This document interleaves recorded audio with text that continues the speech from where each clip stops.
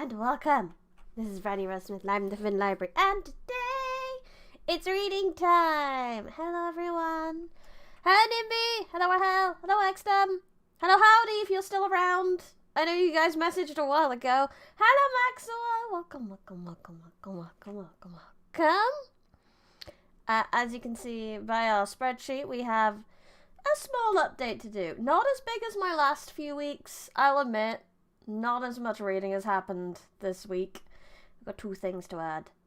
One of them you may be able to guess, because I've added it to this every single week, really. So, I wonder what it could be. Luckily, I only have to add it once. 230. More Teenage Mercenary, because I'm just addicted, I guess. It's the only webtoon I'm reading that isn't, like, dropping weekly now, so it's my big one. Once I catch up with it, which is gonna be a while. How many chapters are out? There's 210 chapters. So given that I'm reading on average at least 20 a week, and I'm on 160, well, I'm technically on 190. I'm going to catch up in a few weeks, and then I'm going to need to pick up a new webtoon, otherwise I will die. And the other thing I read another Percy Jackson. I'm getting through them. This one was The Titan's Curse. Yeah. Novel. Children's novel, but still. I hoped to have the book I'm reading finished by today, because I can't wait to tell you about it.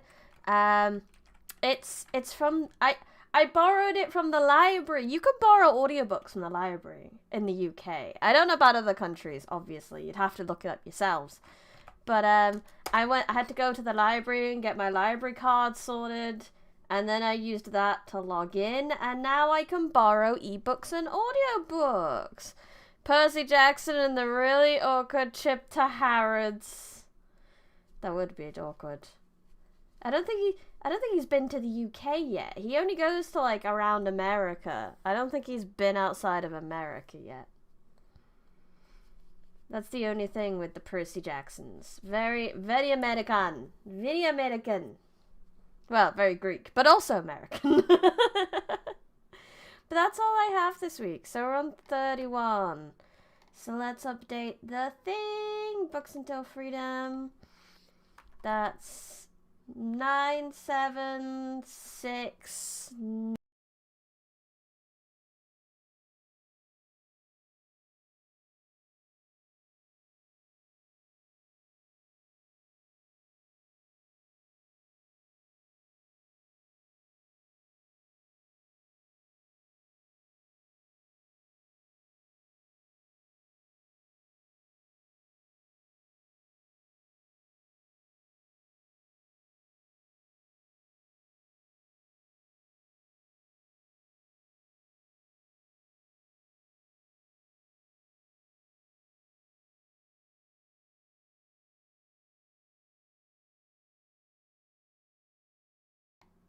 Oh, it's because I pressed the 9 button.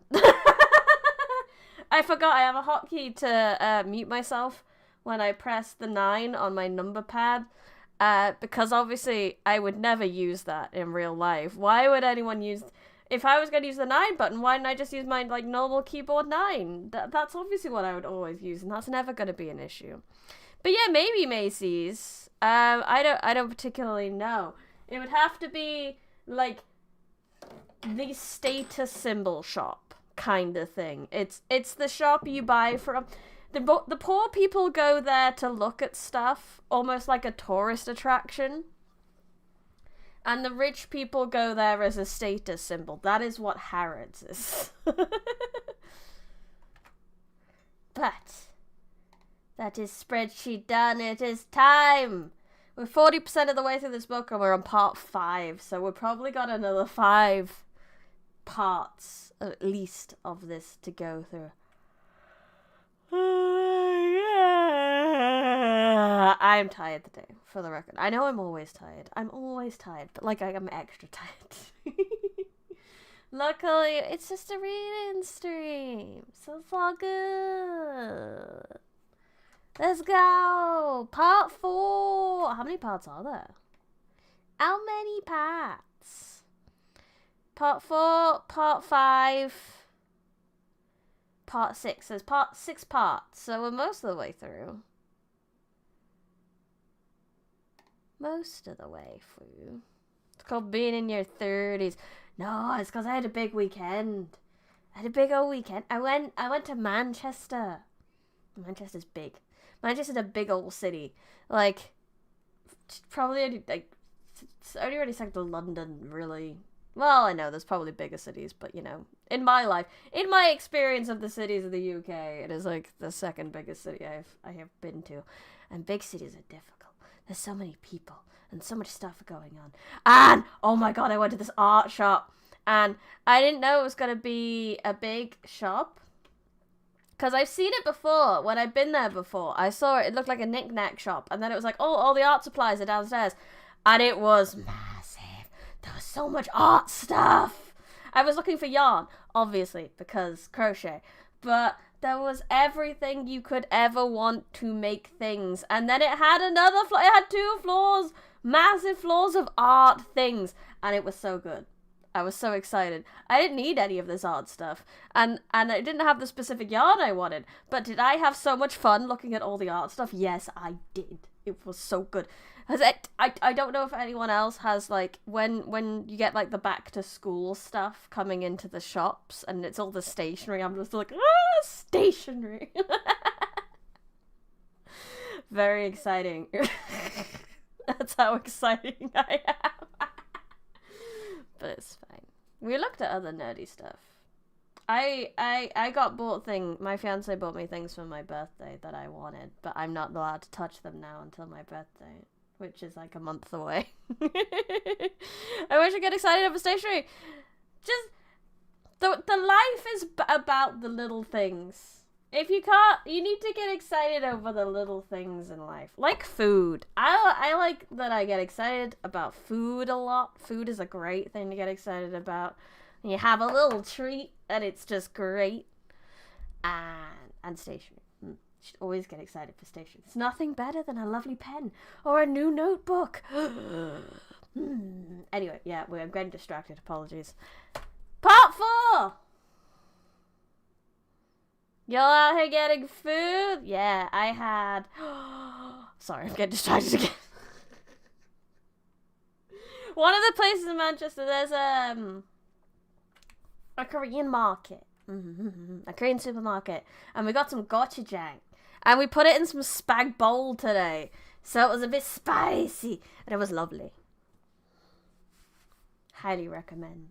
Gochujang in the spag bowl. Do some Asian Italian fusion.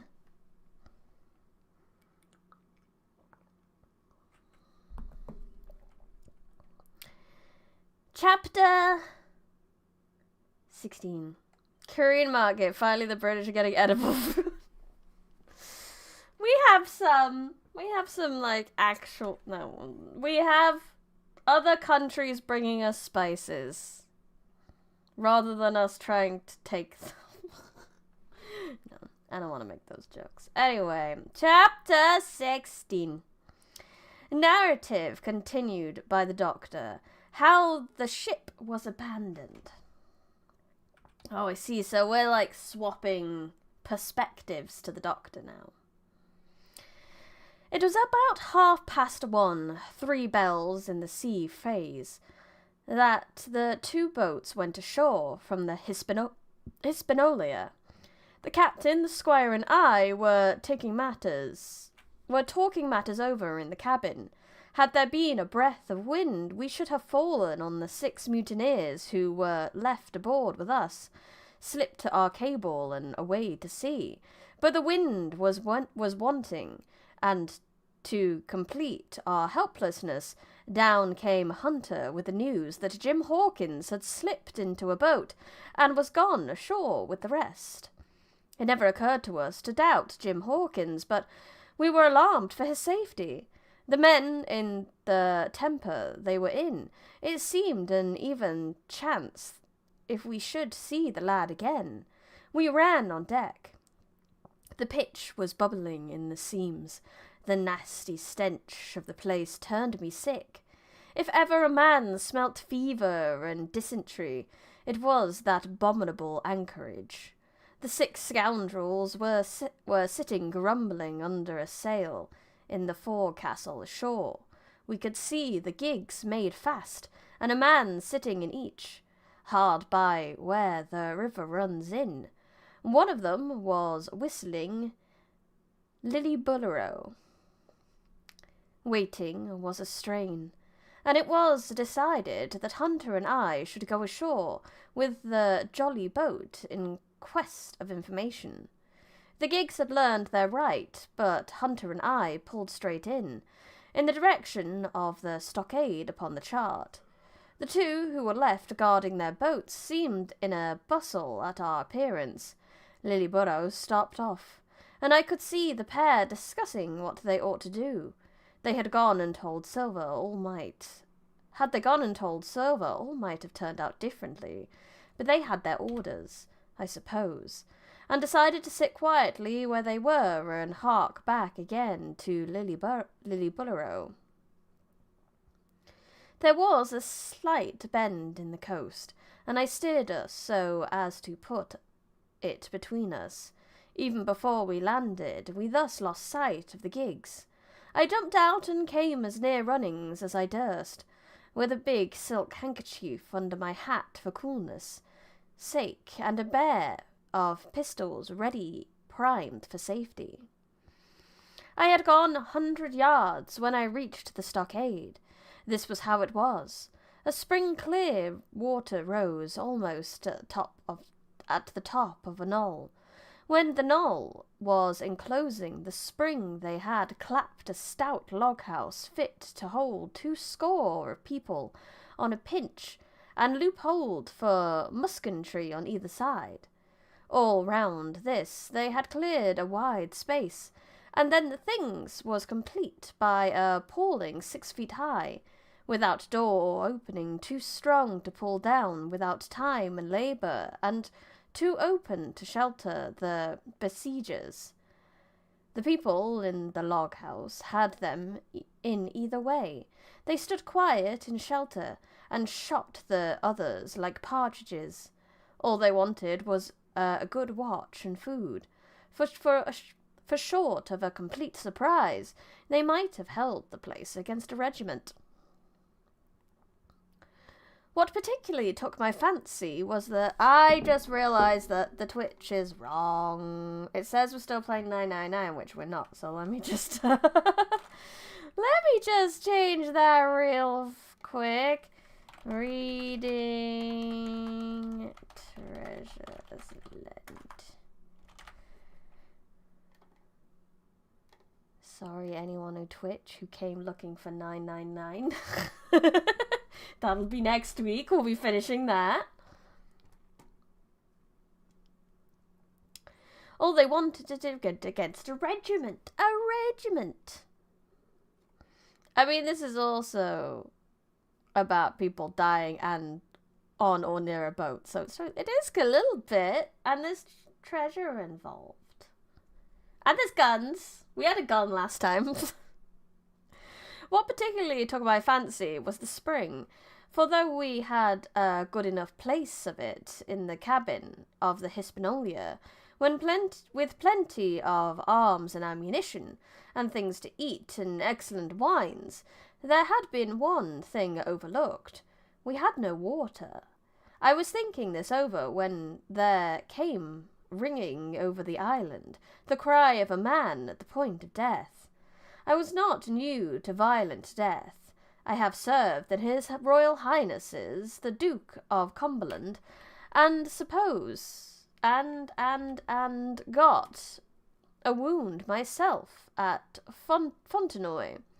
But I know my pulse went dot, and carry one. Jim Hawkins is gone, was my first thought. It is something to have been an old soldier, but more still to have been a doctor.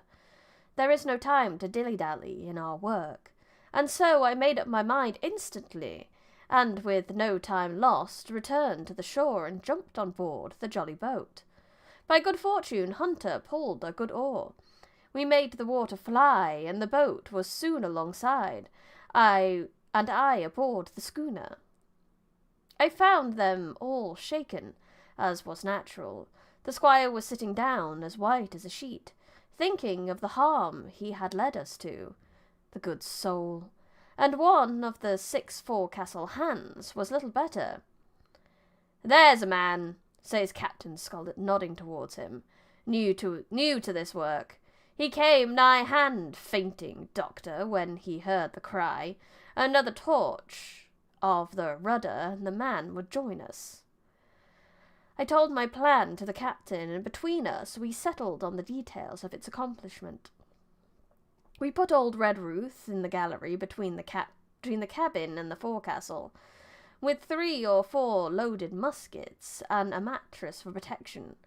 Hunter brought the boat round under the stern port, and Joyce and I set to work loading her with powder tins, muskets, bags of biscuits, kegs of pork, a cask of cognac, and my invaluable medicine chest. In the meantime, the squire and the captain stayed on deck, and the latter hailed the coxswain, who was the principal man aboard. "Mr. Hans," he said, "here are 2 of us with a brace of pistols each.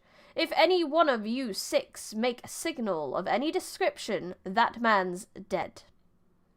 They were a good deal taken aback, and after a little consultation, one and all tumbled down the fore companion, thinking no doubt to take us on the rear. But when they saw Redruth waiting for them in the spared gallery, they went about the ship at once, and a head popped out on deck. "Dog down!" cries the captain, and the head popped back again, and we heard no more, for the time, of these 6 very faint-hearted seamen. So they try to take over the ship.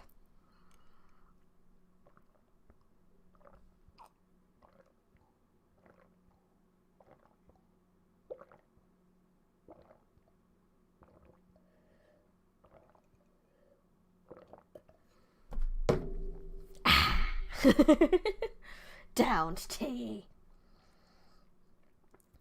By this time, tumbling things in as they came, we had the jolly boat loaded as much as we dared. Joyce and I got out and through the stern port, and we made for shore again as fast as oars could take us. Faint-hearted seamen, you know what they say, 1 in every 6 men.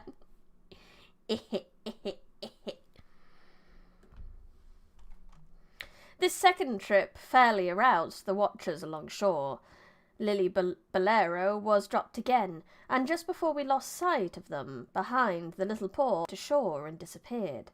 I had half mind to change my plan and destroy their boats, but I feared that Silver and the others might be close at hand, and all might very well be lost by trying for too much. We had soon touched land in the same place as before, and set to provisions to Block House. All 3 made the journey, heavily laden, and tossed our stores over the palisade.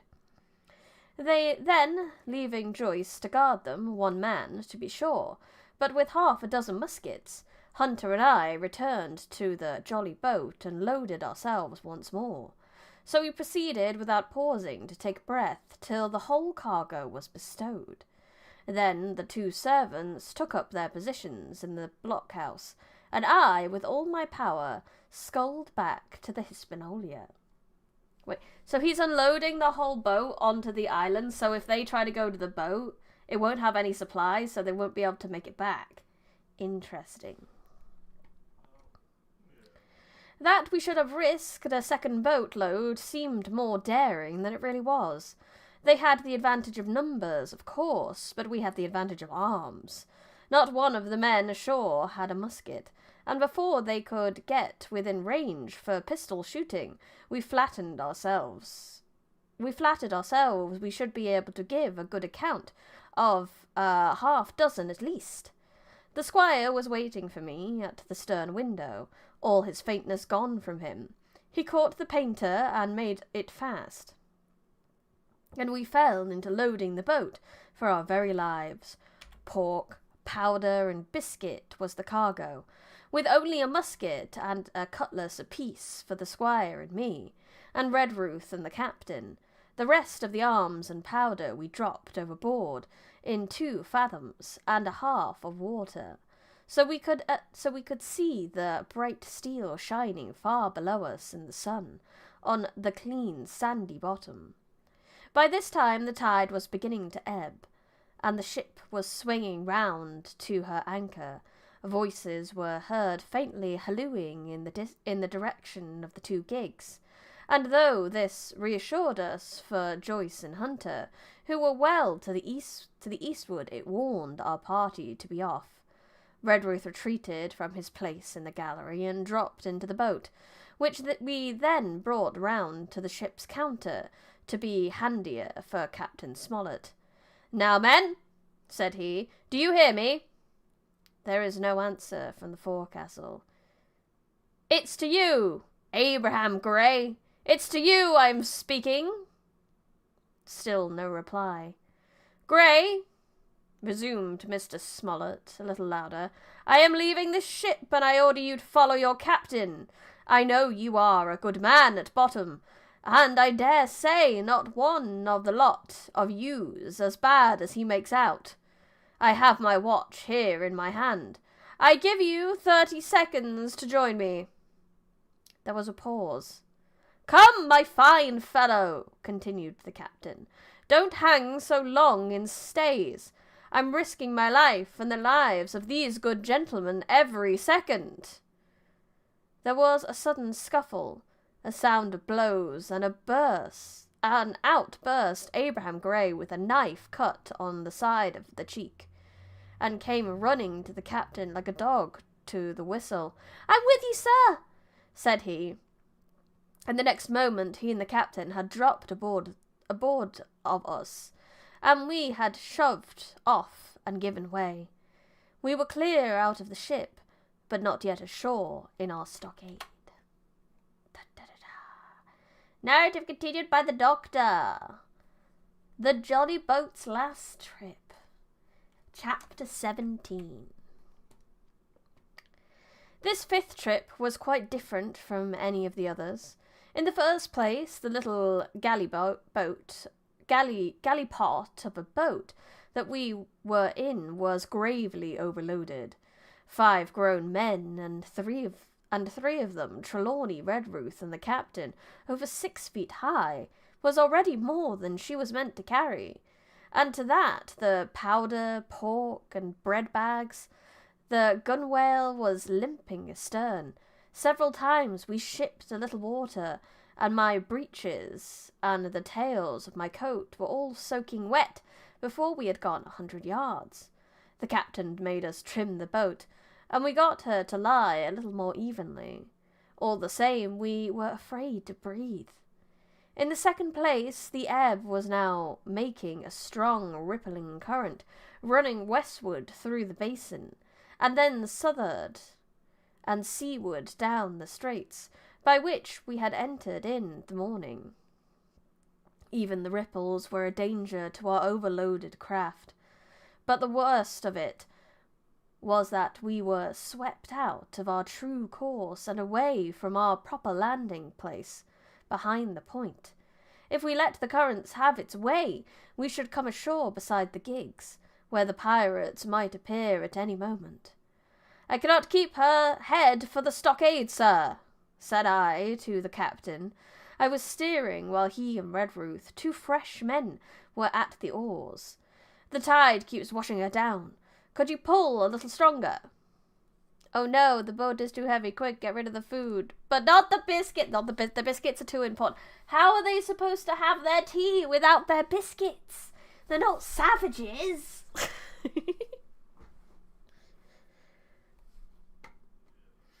"Not without swamping the boat," said he. "You must bear up, sir, if you please. Bear up until you see you're gaining." I tried, and found by experiment that the tide kept sweeping us westward.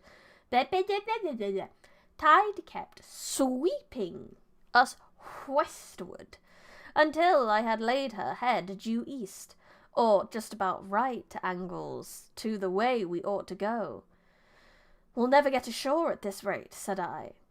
If it's only course that we must lie, sir, we must even lie it, returned the captain. We must keep upstream, you see, sir, he went on. If once we dropped to lean of the landing place, it's hard to say where we should get ashore, besides the chance of being boarded by the gigs, whereas the way we go the current must slacken, and then we can dodge back along the shore. The currents are less already, sir, said the man, Grey, who was sitting in the foresheets. You can ease her off a bit. Thank you, my man, I said, quite as if nothing had happened, for we all quietly made up our minds to treat him like one of ourselves. I'm just gonna shuffle my chair in a little. I want to sit up a bit more straight.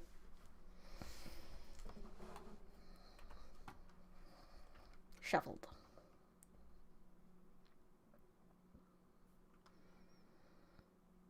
Suddenly the captain spoke up again, and I thought his voice was a little changed. The gun, said he. I have thought of that, said I, for I made sure he was thinking of a bombardment of the fort. They could never get the gun ashore, and if they did, they could never haul it through the woods. Look astern, doctor, replied the captain. We had entirely forgotten the long 9, and there, to our horror, were the 5 rogues busy about her, getting her off her jacket, as they called the stout tarpaulin cover under which she sailed. Not only that, but it flashed into our minds at the same moment that the round shot and the powder for the gun had been left behind, and a stroke of an axe would pull it all into the possession of the evil ones aboard. Israel was Flint's gunner, said Grey hoarsely. At any risk, we put the boat's head direct for the landing place. By this time we had gone so far out that the run of the current that we kept steerage way, even at our necessity, gentle rate of rowing, and I could keep her steady for the goal. But the worst of it was that with the course I now held, we turned our broadside instead of our stern to the Hispaniola, and offered a target like a barn door. Hello, Lucas, welcome. I see we are within the story of adventure, treasure, and burly fights. Yes, we are. Currently, we might be hit by a cannon.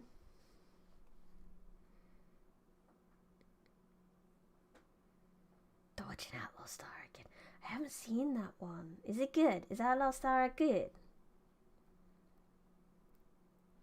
I could hear as well as see that brandy-faced rascal Israel Hands pumping down a round shot on the deck.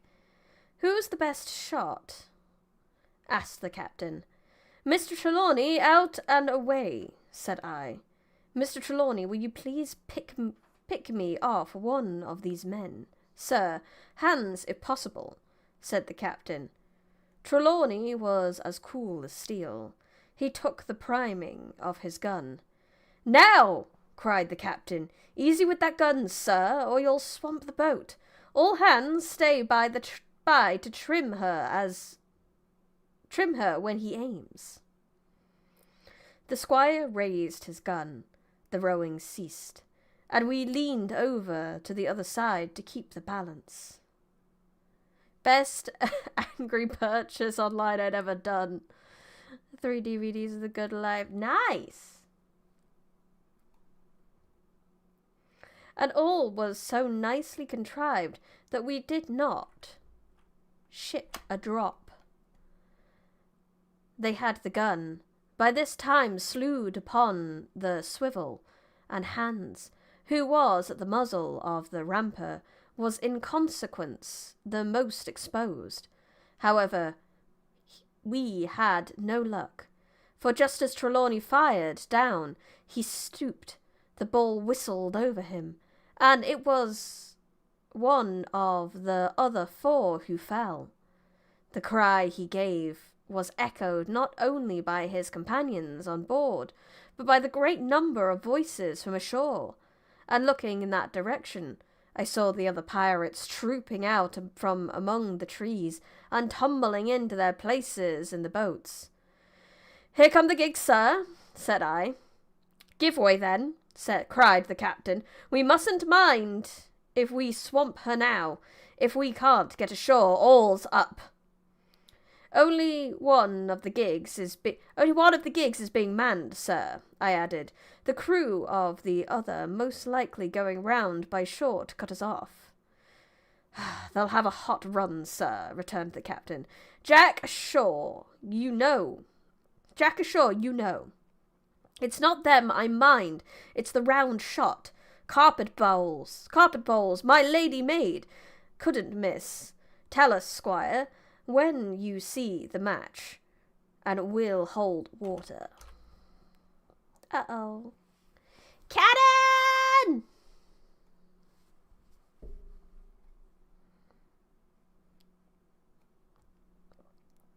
In the meantime, while we had been making headway at a good pace, for the boat so overloaded, and we had shipped but little water in the progress, we were now close in, 30 or 40 strokes, and we should beach her, for the ebb had already disclosed a narrow belt of sand below the clustering of trees. Before the clustering trees, not clustering of trees.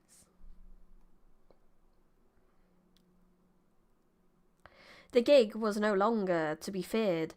The little point had already concealed it from our eyes. The ebb tide, which had so cruelly delayed us, was now making reparation and delaying our assailants. The only one source of danger was the gun. Yeah, the illustrations in this book are really good.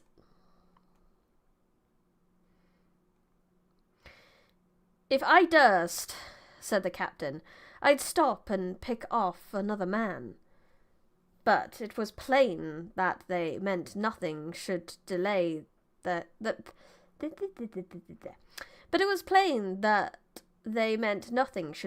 shot. They had never so much as looked at their fallen comrade, though he was not dead, and I could see him trying to crawl away. "Ready?" called the squire. "Hold!" cried the captain, quick as an echo. He and Redruth backed with a great heave, and sent her stern bodily under water. The report fell in at the same instant of time. This was the first that Jim heard, the sound of the squire's shot having not reached him. Where the ball passed, not one of us precisely knew, but I fancy it must have been over our heads, and that the wind of it may have contributed to our disaster. At any rate, the boat sank by the stern, quite gently in 3 feet of water, leaving the captain and myself facing each other on our feet.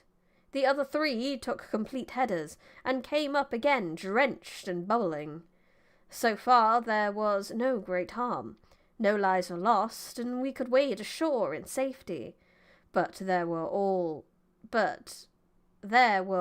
our stores at the bottom, and to make things worse, only 2 guns out of 5 remained in a state for service. Mine I had snatched from my knees, and held over my head by a short instinct. As for the captain, he had carried his over his shoulder by bandolier, and, like a wise man, lock upmost. And the other 3 had gone down with the boat. Ah, yes, the problem with muskets and water.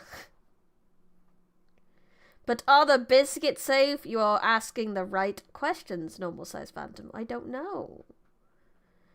Lively got them snatched knees.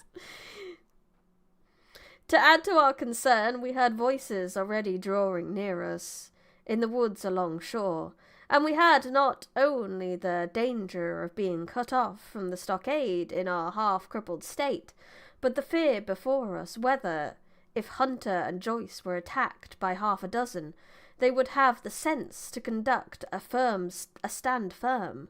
Hunter was steady, that we knew. Joyce was a doubtful case, a pleasant, polite man for a valet and to brush one's clothes, but not entirely fitted for a man of war. With all this in our minds, we waded ashore as fast as we could, leaving behind us the poor jolly boat, and a good half of all of our powder and provisions.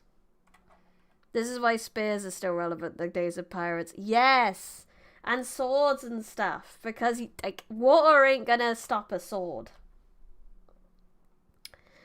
Continued narrative by the Doctor. End of the first day's fighting. Chapter 18. Hello, Richter. Have a lovely luck. Thank you for coming.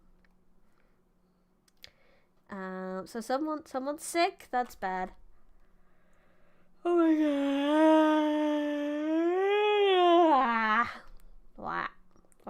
What? If you're gonna yawn, be dramatic about it.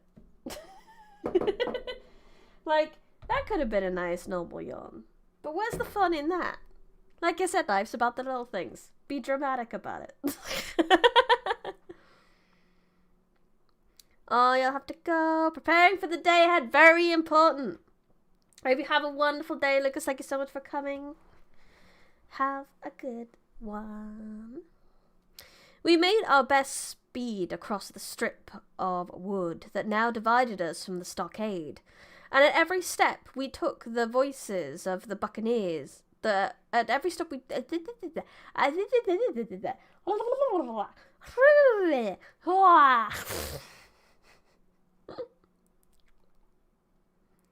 Vtuber noises. Natural Vtuber noises, that is. Sorry, I'm trying to look for a piece of paper.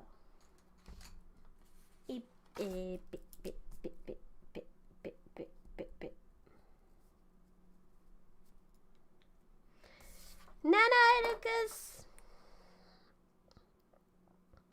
This needs an appropriate soundtrack. Begin to play. Oh, we could probably find some, like, royalty-free pirate music. Let's see what I can find.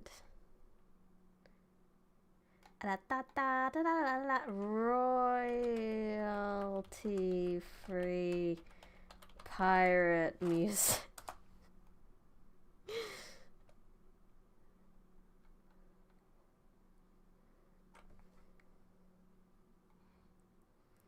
Royalty-free pirate music. Let's go.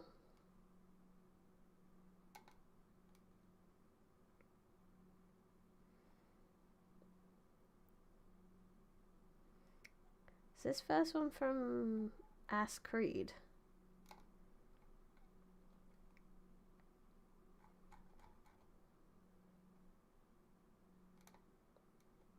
That's true. Like Assassin's Creed Black Flag themes, maybe.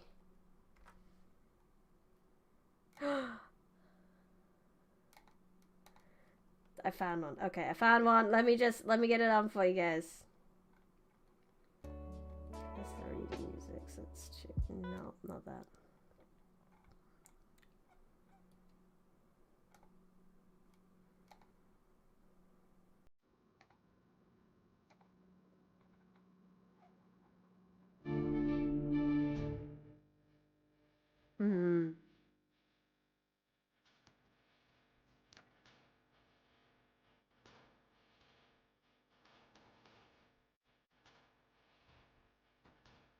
Perfect.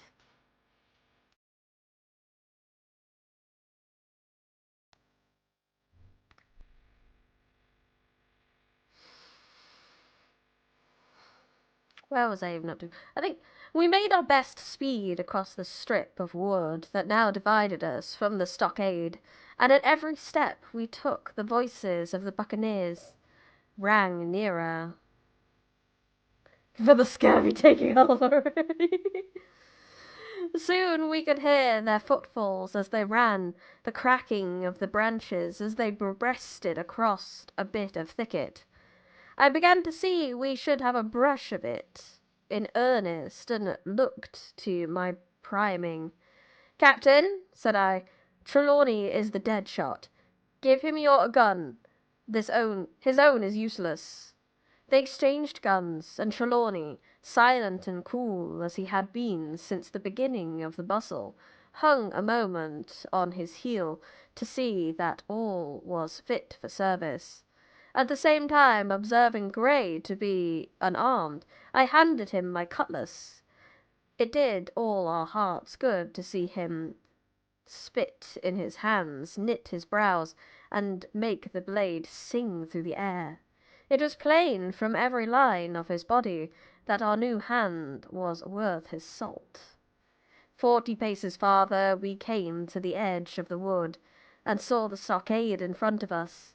We struck the enclosure about the muddle of the south side, and almost at the same time 7 mutineers, Job Anderson, the boatswain, at their head, appeared in full cry at the southwestern corner.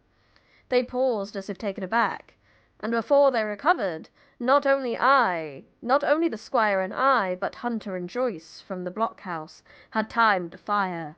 The 4 shots came in rather a scattering volley. But they did the business. One of the enemy actually fell, and the rest without hesitation turned and plunged into the trees. After reloading, we walked down the outside of the palisade to see the fallen enemy. He was stone dead, shot through the heart. We began to rejoice over our good success, when just at that moment a pistol cracked in the bush. A ball whipped close past my ear, and poor Tom Redruth stumbled and fell, his length on the ground. Both Squire and I returned the shot, but as we had nothing to aim at, it is improbable we only wasted powder. Then we reloaded and turned our attention to poor Tom. The captain and Gray were already examining him, and I saw about half an eye that all was over. I believed the readiness of our return volley had scattered the mutineers once more, for we were suffered without further molestion to get the poor old gamekeeper hoisted over the stockade and carried, groaning and bleeding, into the log-house. Poor old fellow! He had not uttered one word of surprise, complaint, fear, or even acquiescence from the beginning of our troubles till now. When we... I put this on repeat, probably shouldn't. Maybe we'll try. Buccaneers Hall. This one's called Buccaneers Hall.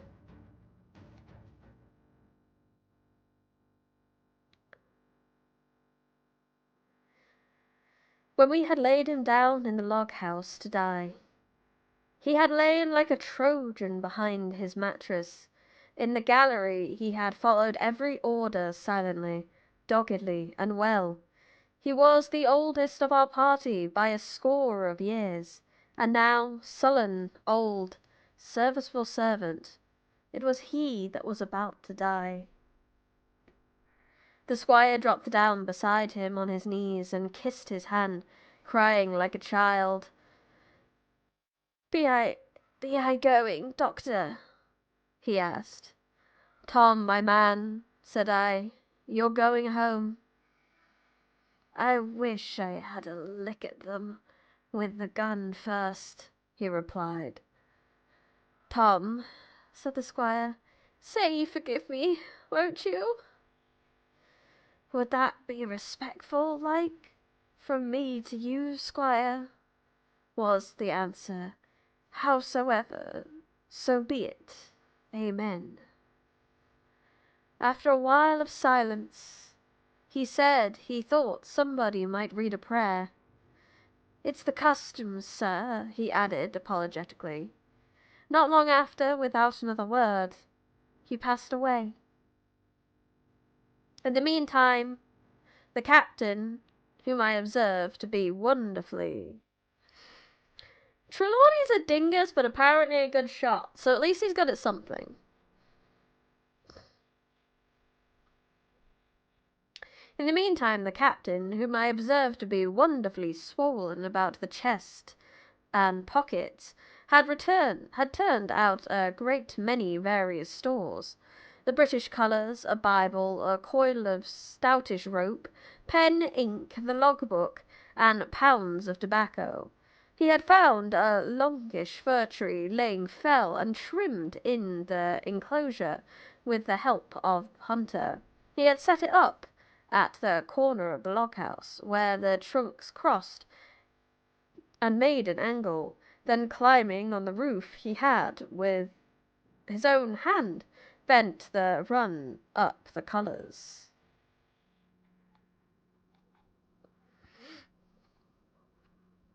This seemed mightily to relieve him. He re-entered the log-house and set about counting up the stores as if nothing else existed.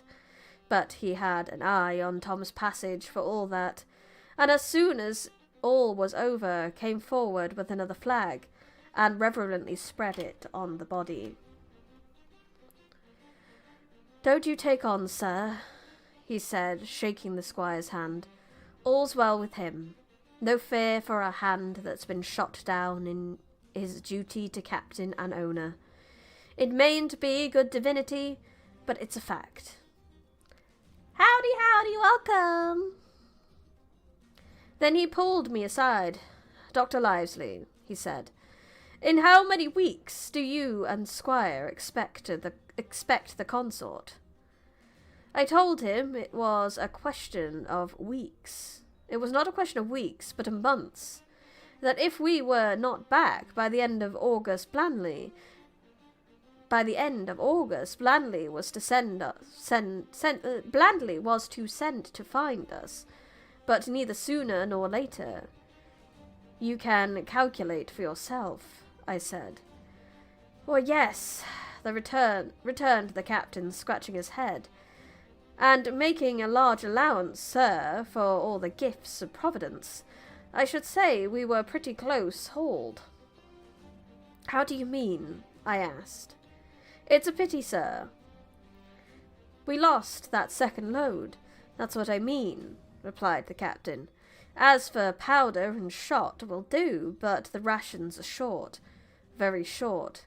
So short, Dr. Livesey, that we're perhaps as well without that extra month." As he pointed to the dead body under the flag. "That extra mouth!" Just then, with a roar and a whistle, a round shot passed high above the roof of the long house, and plumped far beyond us in the wood. "Oh-ho!" said the captain. "Blaze away! You've little enough powder already, my lads." At the second trial the aim was better, and the ball descended inside the stockade, scattering a cloud of sand, but doing no further damage. "Captain," said the squire, "the house is quite invisible from the ship. It must be the flag they are aiming at. Would it not be wiser to take it in?" "Strike my colours!" cried the captain. "No, sir, I'm not I." As soon as he said the words, I think we all agreed with him, for it was not only a piece of stout, seemingly good feeling, it was good policy, besides, and showed our enemies that we despised their cannonade.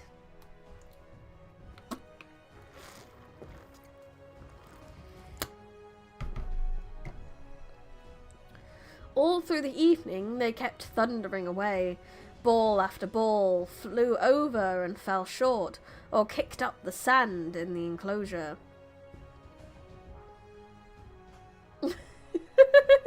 Could do with a bit of stout, seemingly good feeling. Oh my.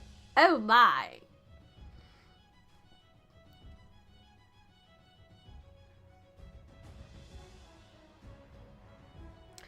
We had no ricochet to fear, and though one popped in through the roof of the log house and out again through the floor, we soon got used to that sort of horseplay and minded it no more than a cricket.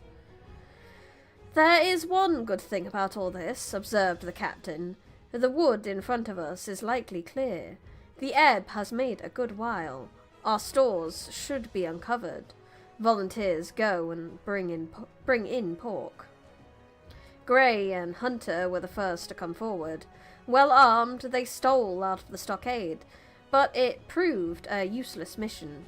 The mutineers were bolder than we fancied, or they put more trust in Israel's gunnery, for 4 or 5 of them were busy carrying off our stores and wading out with them to one of that lay close by, pulling an oar or so to hold her steady against the current.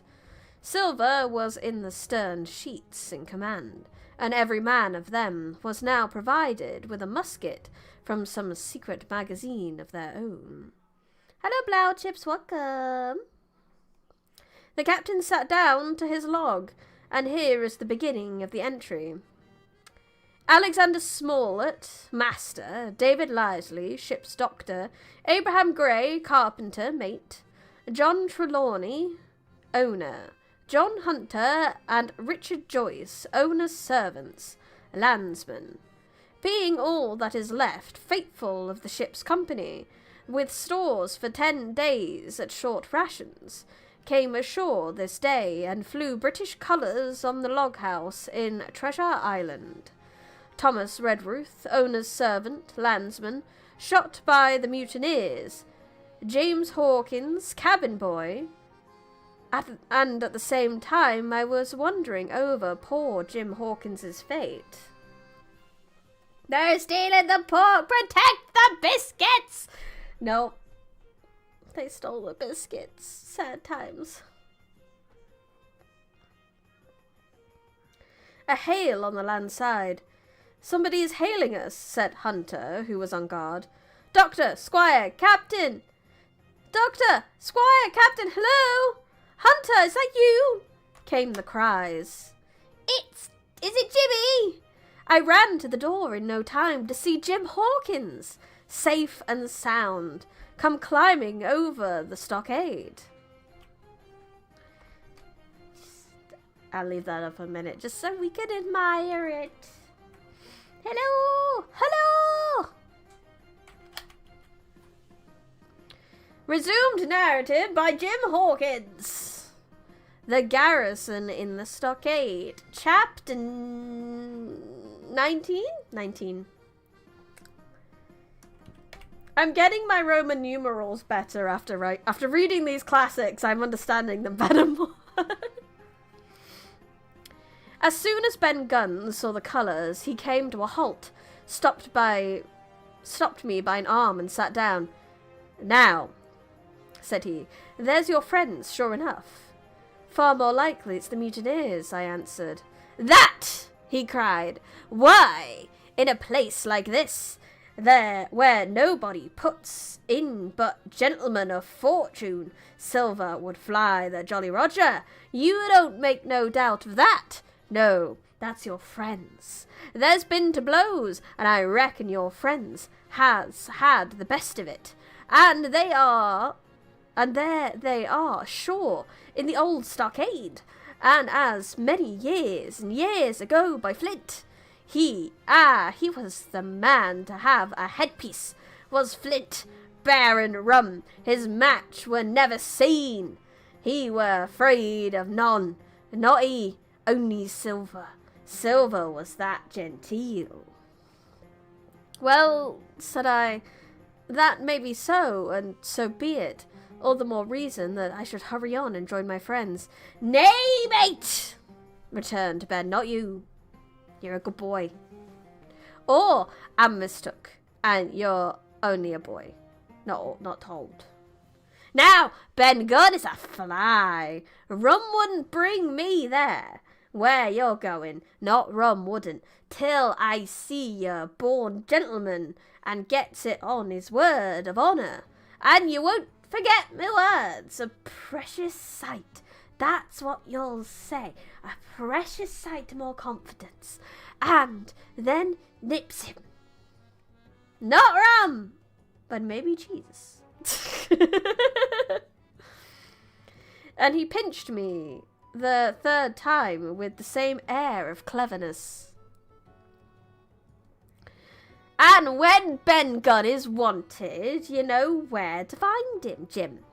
Just where you found him today. And him that comes is to have a white thing in his hand. And he says to come alone. Oh, and you'll say this, Ben Gunn, says you, as his own, as reasons of his own. Well, said I believe I understand. You have something to propose, and you wish to see the squire or the doctor, and you're to be found where I found you, is that all? Maybe the real treasure is the cheese we found along the... Maybe the real treasure is the cheese we brought here in the first place.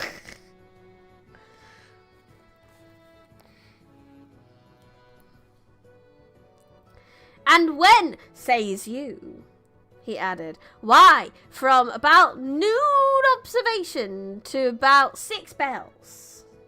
Good, said I, and now I may go? You won't forget, he inquired anxiously.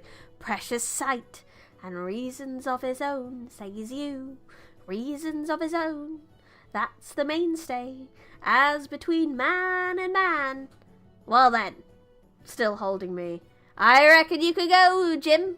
And Jim, if you want to see silver, you won't go for to sell Ben Gunn. Wild horses wouldn't draw it from you. No, says you. If them pirates camp ashore, Jim, what would you say? But there'd be widders in the morning. I'm having a lot of fun with Ben.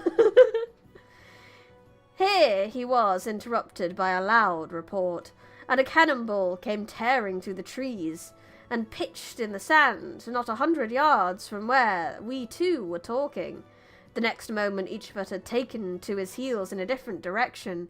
For a good hour to come, frequent reports shook the island, and balls kept crashing through the woods. I moved from hiding place to hiding place, always pursued, or so it seemed to me, by these terrifying missiles. But towards the end of the bombardment, though still I durst not venture in the direction of the stockade, where the balls fell oftenest, I had begun in a manner to pluck up my heart again, and after a long detour to the east crept down among the shore-side trees. The sun had just set. The sea breeze was rustling and tumbling in the woods, and ruffling the grey surface of the anchorage. The tide, too, was far out, and great tracts of sand lay uncovered. The air, after the heat of the day, chilled me through my jacket. The Hispaniola still lay where she had anchored, but sure enough, there was the Jolly Roger, the black flag of piracy, flying from her peak. Even as I looked, there came another red flash, and another report that sent echoes clattering, and one more round shot whistled through the air. It was the last of the cannonade. I lay for some time watching the bustle which succeeded the attack. Men were demolishing something with axes on the beach near the stockade. The poor jolly boat. I afterwards discovered away near the mouth of the river a great fire was glowing among the trees, and between that point and the ship one of the gigs kept coming and going. The men, whom I had seen so gloomy, shouting at the oars like children, but there was a sound in their voices which suggested rum. At length I thought I might return toward the stockade. I was pretty far down on the low sandy spit that encloses the anchorage to the east and is joined at half water to Skeleton Island. And now, as I rose to my feet, I saw some distance further down the spit, and rising from among low bushes an isolated rock, pretty high and particularly white in colour. It occurred to me that this might be the white rock of which Ben Gunn had spoken, and that some day or other a boat might be wanted, and I should know where to look for one. Then I skirted among the woods until I regained the rear, or shoreward side, of the stockade, and was soon warmly welcomed by the faithful party. I had soon told my story and begun to look about me. The log house was made of unsquared trunks of pine roof, walls and floor. The latter stood in several places as much as a foot or a foot and a half above the surface of the sand. There was a porch at the door, and under this porch the little spring welled up into an artificial basin of a rather odd kind, no other than a great ship's kettle of iron, with the bottom knocked out and sunk to her bearings, as the captain said, among the sand. Little had been left beside the framework of the house, but in one corner there was a stone slab laid down by way of hearth, and an old rusty iron basket contained the fire. The slopes of the knoll and all the inside of the stockade had been cleared of timber to build the house, and we could see by the stumps what a fine and lofty grove had been destroyed. Most of the soil had been washed away or buried in drift after the removal of the trees. Only where the streamlet ran down from the kettle, a thick bed of moss and some ferns, a little creeping bushes were still green among the sand. Very close around the stockade, too, close for defence.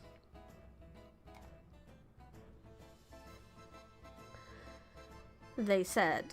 The woods still flourished high and dense, all of the fir on the land side, but towards the sea with a large admixture of live oaks. The cold evening breeze of which I had spoken whistled through every chink of the rude building and sprinkled the floor with a continual rain of fine sand. There was sand in our eyes, sand in our teeth, sand in our suppers, sand dancing in the spring at the bottom of the kettle, for all the world like porridge beginning to boil. Hello, Kevlar Blizzard, welcome. Our chimney was a square hole in the roof. It was but a little part of the smoke that found its way out, and the rest eddied about the house and keeping us coughing and piping the eye. Add to this that Gray, the new man, had his face tied up in a bandage for a cut he had gotten in breaking away from the mutineers, and that poor old Tom Redruth, still unburied, lay along the wall, stiff and sharp and stark under the Union Jack. Anakin would hate this place. I would hate this place. I'm kind of with Anakin when it comes to sand. I don't really like beaches that much because the sand gets bloody everywhere. It's coarse and rough and I hate it. Like, unironically. I much prefer to be by a pool if I'm out in the sun than by the beach. I don't mind going for a walk on it, but I don't want to stay on it. If we had been allowed to sit idle, we should all have fallen in the blues. But Captain Smollett was never the man for that. All hands were.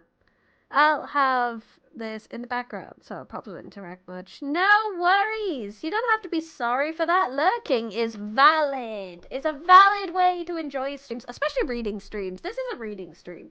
So, like, it's kind of perfectly made for background noise, so by all means. I shall serenade you in the background while you do whatever it is you do in your life.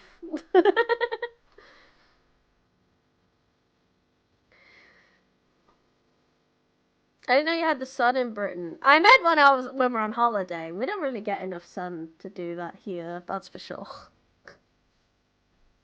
I meant when I went to Turkey. All hands were called up before him, and he divided us into watches. The doctor and Gray and I for one, the squire, Hunter, and Joyce upon the other. The most British people know about the Sun is the newspaper, and we don't trust that bollocks either. That I was gonna say, does that newspaper even exist now still? Because I can't. But then I was like, when was the last time I even looked at a newspaper? I've been in the head offices for the Sun now. I've been in the head offices for a lot of newspapers. Had a family that worked there once upon a time, so I got to go see them in the office. I was like, oh. The Sun's office was definitely the most vibrant, that is for sure. Same for here in the US. Can't remember the last time I looked at the newspaper.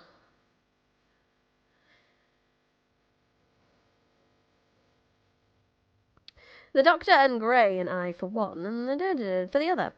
Tired though we all were, 2 were sent out for firewood. 2 more were set to dig a grave for Redruth. The doctor was named Cook. I was put sentry at the door. And the captain himself went from one to another, keeping up our spirits and lending a hand wherever it was wanted. Guns? Yes. The pirates have guns, and so do the gentlemen who are trying to not get killed by the pirates. But guns! Hi, Min. I know, they're made into Hasagawa.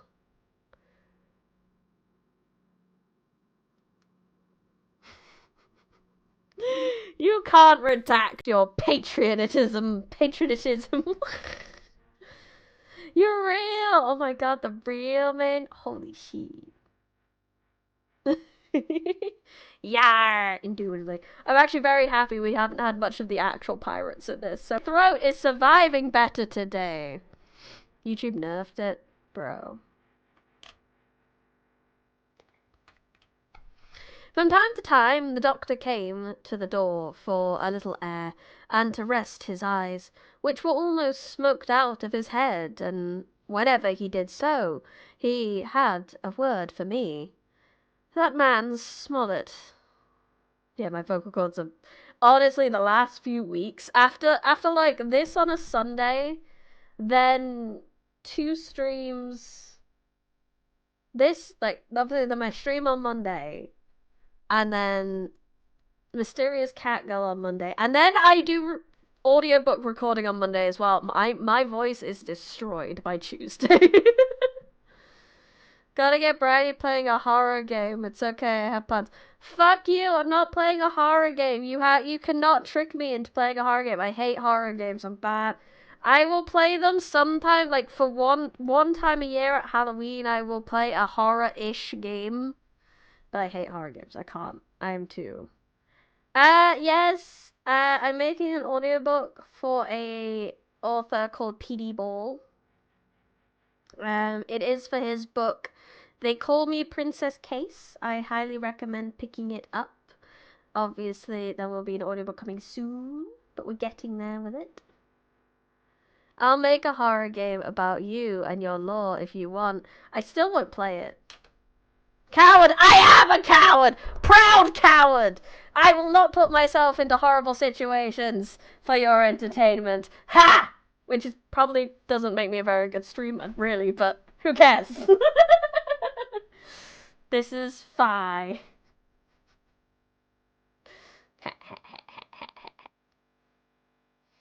It's called Bridie's Trip to Birmingham, the true horror. Birmingham's not that bad. Birmingham at night, maybe. Birmingham in the day, that's fine. Birmingham ain't that bad. It's fine in the daytime. Stop going at night. It's scary. Apologies to anyone from Birmingham. Birmingham! What was I up to? That man Smollett, he said once, is a better man than I am. And when I say that, it means a deal, Jim.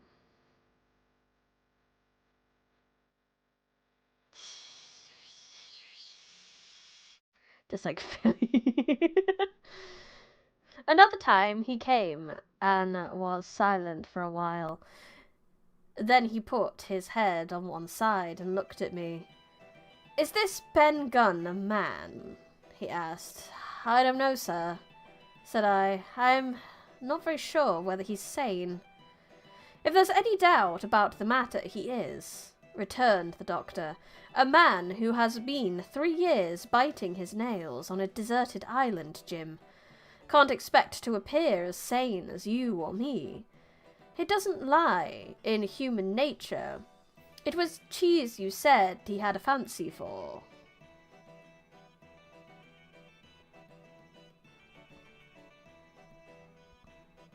Ben Gunn's a robot. He is! In Treasure Planet! "Yes, sir, cheese," I answered. "Well, Jim," says he, "just see the good that comes of being dainty in your food. You've seen my snuff box, haven't you? And you never saw me take snuff. The reason being that in my snuff box I carry a piece of Parmesan cheese. A cheese made in Italy. Very nutritious. Well, that's for Ben Gunn." Before supper was eaten, we buried old Tom in the sand and stood round him for a while, bareheaded in the breeze. A good deal of firewood had been got in, but not enough for the captain's fancy, and he shook his head over it and told us we must get back to this tomorrow, rather livelier. A snuff box, I believe, is kind of just like their secret box of luxuries, basically. So it's all the like luxuries that the doctor would have brought on with him, that this is his box of tasty things and no one else can have them. Probably has like tobacco and all sorts of stuff in there. Parmesan. I'm Southern Italian. We go for petaccino. Petaccino. Did I say that right? I think I just completely misread it. But no, Parmesan today. No choice. We're on a desert island. You have to eat Parmesan now. Then, when we had eaten our pork and each had a good stiff glass of brandy grog, the 3 chiefs got together in a corner to discuss our prospects. Rip to old Tom. At least he's buried now. It appears they were at their wits' end what to do. No. Percornio? Percornio! Petaccino is something completely different, isn't it? I could say even more British if you want. Pecornio. Pecornio. The stores were so low that we must have been starved into surrender long before help came. But our best hope, it was decided, was to kill off the buccaneers until they either hauled down their flag or ran away with the Hispaniola. From 19, they were already reduced to 15. 2 others were wounded, and 1, at least, the man shot beside the gun, severely wounded. If he were not dead, every time we had a crack at them, we were to take it, saving our own lives, with the extremest care. And besides that, we were able allies, rum, and we had 2 able allies, rum and the climate. It does have pictures. I love some of these old books have like these wonderful illustrations. It's so good. As for the first, though we were about half a mile away, we could hear them roaring and singing late into the night. And as for the second, the doctor staked his wig that... Why did I say the door? The doctor is now a door. The doctor staked his wig that camped where they were in the marsh, and unprovided with remedies, the half of them would be on their backs before a week. So, he added, if we are not all shot down first, they'll be glad to be packing in the schooner. It's always a ship, and they can get buccaneering again, I suppose. First ship that I ever lost, said Captain Smollett.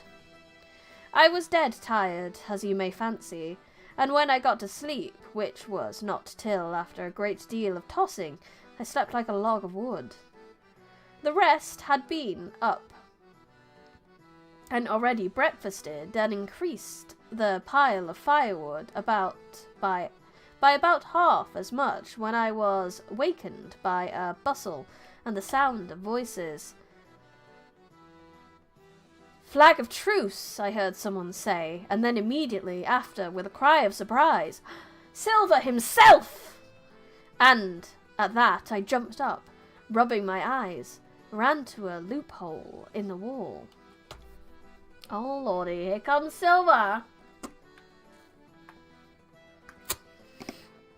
Chapter 20. Silver's Embassy.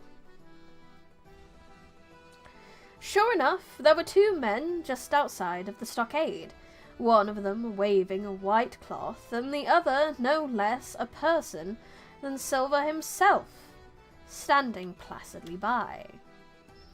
It was still quite early, and the coldest morning that I think I ever was aboard in, a chill that pierced into the marrow. The sky was bright and cloudless overhead, and the tops of the trees shone rosily in the sun. But where Silver stood with his lieutenant, all was still in shadow. And they waded knee-deep in a low white vapour that had crawled during the night out of the morass. The chill and the vapour taken together told a poor tale of the island.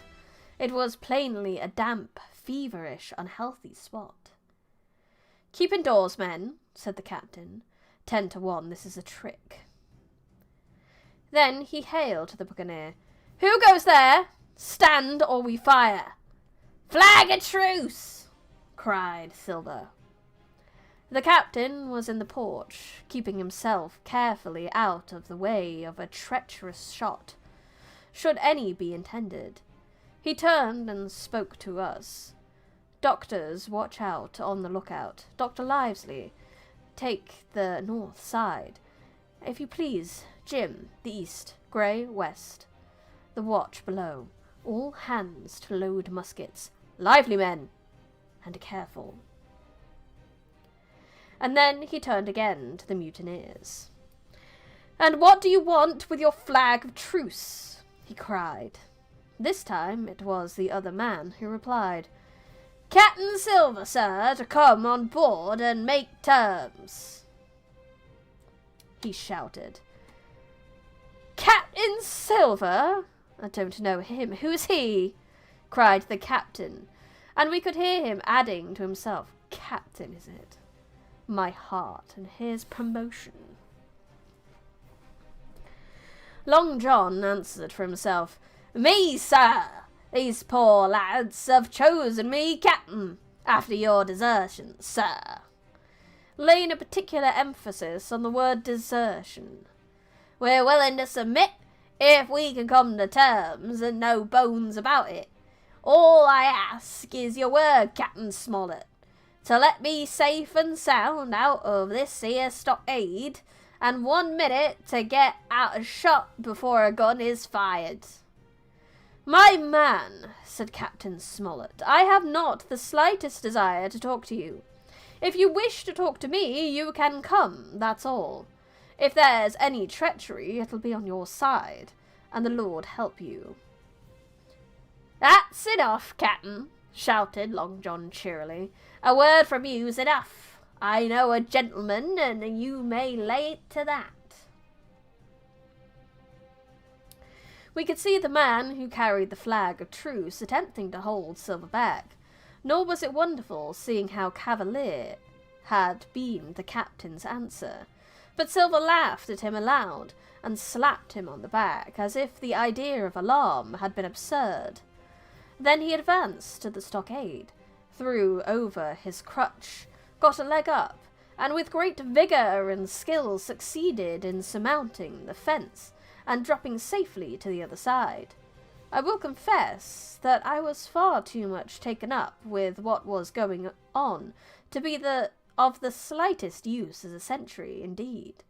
I had already deserted my eastern loophole, and crept up behind the captain, who had now seated himself on the threshold, with his elbows on his knees, his head in his hands, and his eyes fixed on the water as it bubbled out of the old iron kettle in the sand. He was whistling, "Come, lasses and lads." Silver had terrible hard work getting up the knoll, what with the steepness of the incline, the thick tree stumps and the soft sand. He and his crutch were helpless as a ship in stays, but he stuck to it like a man in silence, and at last arrived before the captain, whom he saluted in the handsomest style. He was tricked out of his best. An immense blue coat, thick with brass buttons, hung as low as his knees, and a fine laced hat was set on the back of his head. "Here you are, my man," said the captain, raising his head. "You had better sit down." "You ain't a-going to let me inside, captain?" complained Long John.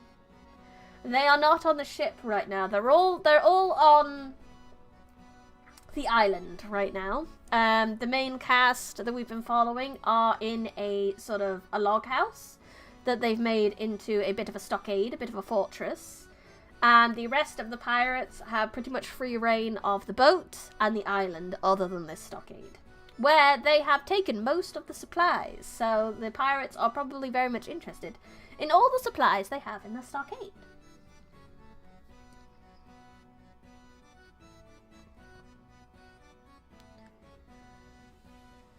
"It's a main cold morning, to be sure, sir, and to sit outside upon the sand." "Why, Silver," said the captain. "The bastards took the biscuits, they did take the biscuits!" "If you had pleased to be an honest man, you might have been sitting in your galley. It's your own doing. You're either my ship's cook, and then you weren't treated handsome, or Captain Silver, a common mutineer and pirate, and then you can go hang." I love how, like, the captain is a gentleman. He doesn't say captain. But I love that every time he refers to Silver as captain, he does it as Captain Silver, and that is an insult. You're Captain Silver. Yes, Captain Silver. I love it. I love the sass. "Well, well, captain," returned the sea dog, sitting down as he was bidden on the sand. "You'll have to give me a hand up again, that's all. A sweet pretty place you have it here. Ah, there's Jim. On top of the morning to you, Jim. Doctor, here's me service. Why, there you all are together like a happy family, in a manner of speaking." "If you have anything to say, my man, better say it," said the captain. "Right you are, Captain Smollett," replied Silver. "Duty is duty, to be sure. And what's also to be sure is my mouse running out of battery. 1 second. Duty.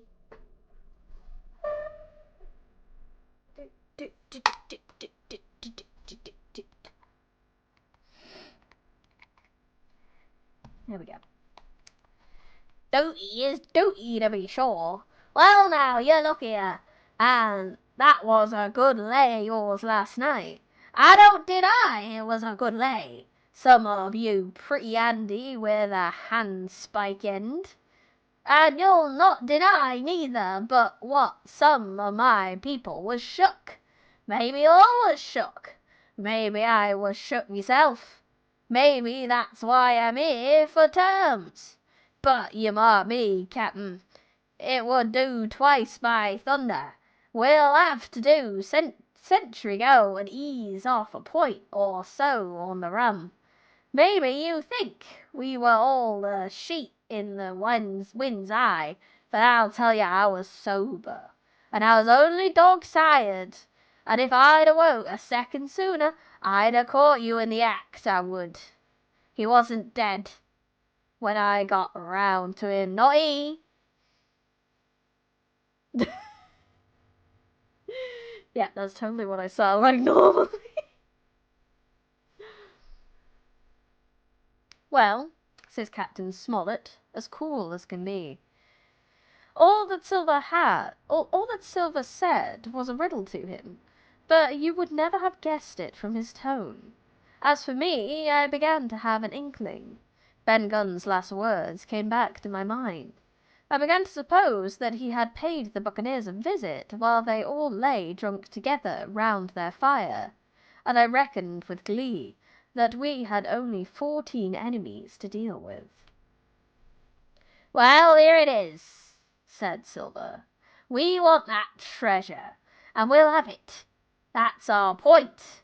You would just as soon save your lives, I reckon, and that's yours. You have a chart, haven't you?" "That's as may be," replied the captain. "Oh, well, you have. I know that," returned Long John. "You needn't be so husky with a man. There ain't a particle of service in that, and you may lay to it. What I mean is, we want your chart. Now, I never meant you no harm, myself." "That won't do with me, my man," interrupted the captain. "We know exactly what you meant to do, and we don't care. For now, you see, you can't do it." And the captain looked at him calmly and proceeded to fill a pipe. "If Abe Gray—" Silver broke out. "Avast there!" cried Mr. Smollett. "Gray told me nothing, and I asked him nothing. And what's more, I would see you and him and this whole island blown clean out of the water into blazes first. So there's my mind for you, my man, on that." This little whiff of temper seemed to cool Silver down, and had been growing nettled before, but now he pulled himself together. "Like enough," said he. "I would set no limits to what gentlemen might consider ship-shape, or might not, as the case were. And seeing as you are about to take a pipe, Captain, I'll make free to do likewise." And he filled a pipe and lighted it. And the two men sat silently smoking for a while, now looking each other in the face, now stopping their tobacco, now leaning forward to spit. It was as good as the play to see them.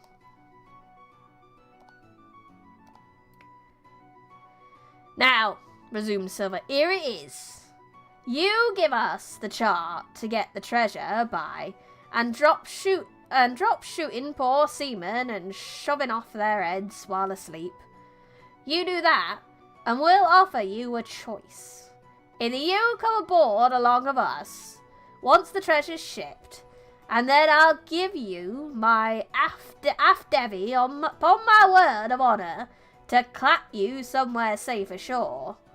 Or, if that ain't to your fancy, some of my hands being rough and having old scores on account of hazing, then you can stay here, you can. We'll divide stores with you, man for man, and we'll give my Avy Davy as before to speak the first ship I sight, and send 'em here to pick you up. Now you'll own that's talking, Handsomer you couldn't get now. You and I hope, raising his voice, that all hands in this here blockhouse will overhaul my words, for what is spoke to one is spoke to all. Captain Smollett rose from his seat and knocked out the ashes of his pipe in the palm of his left hand. Is that all? He asked. Every last word, by thunder, answered John. Refuse that, and you've seen the last of me, but musket balls. Very good, said the captain. Now you'll hear me. If you'll come up, one by one, unarmed, I'll engage to clap you all in irons and take you home to a fair trial in England. If you won't, my name is Alexander Smollett. I've flown my sovereign's colours, and I'll see you all to Davy Jones. You can't find the treasure, you can't sail the ship. There's not a man among you fit to sail the ship. You can't fight us. Grey there got away from 5 of you. Your ship's in irons. Master Silver, you're on a lee shore, and so you'll find. I stand here and tell you so, and they're the last good words you'll get from me. For in the name of heaven, I'll put a bullet in your back when no, the speech was going so good. How dare I just fall over them? I stand here and tell you.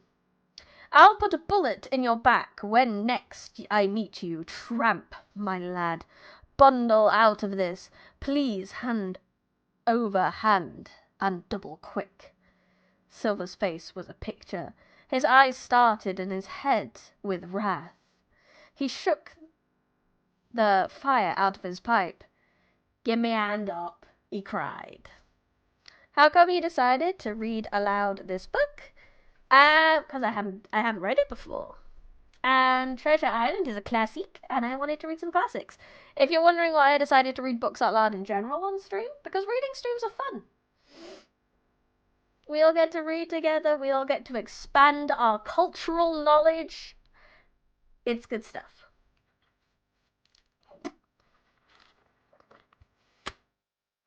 I was so mad at myself for fucking up that speech, honestly. I love it.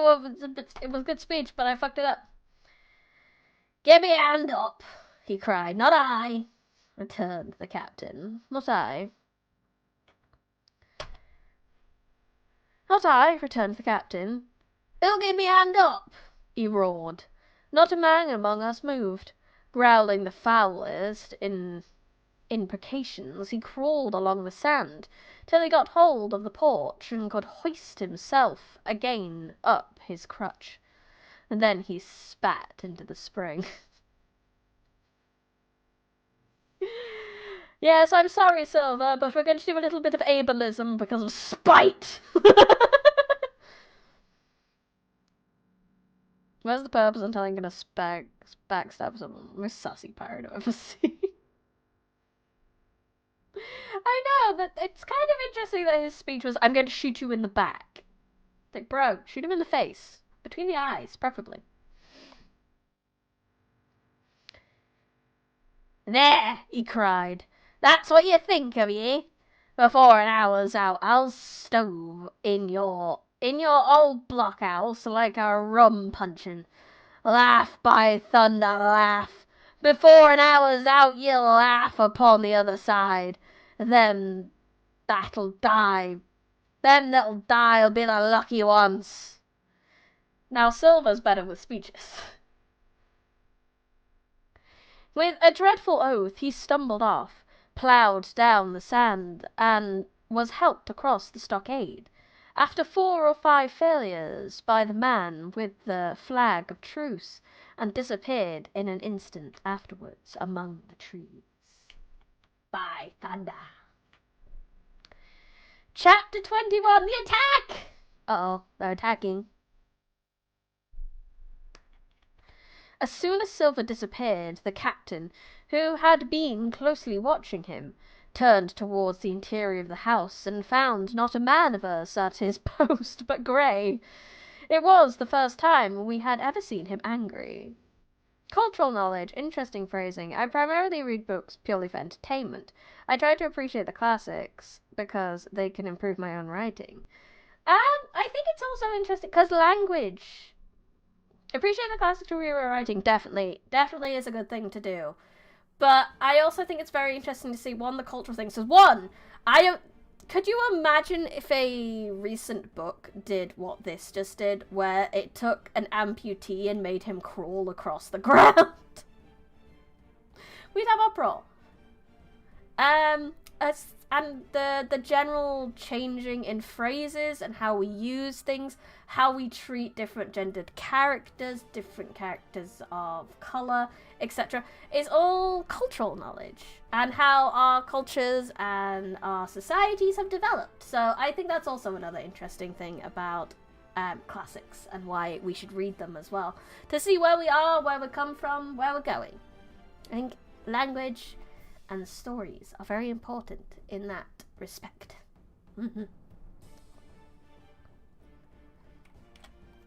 Quarters! He roared.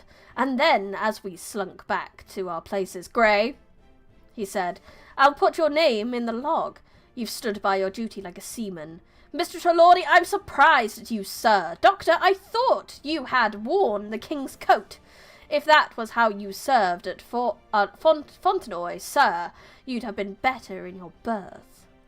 The doctor's watch were all back at their loopholes. The rest were busy loading the spare muskets, and everyone with a red face, you may be certain, and a flea in his ear, as the saying is. The captain looked on for a while in silence. Then he spoke.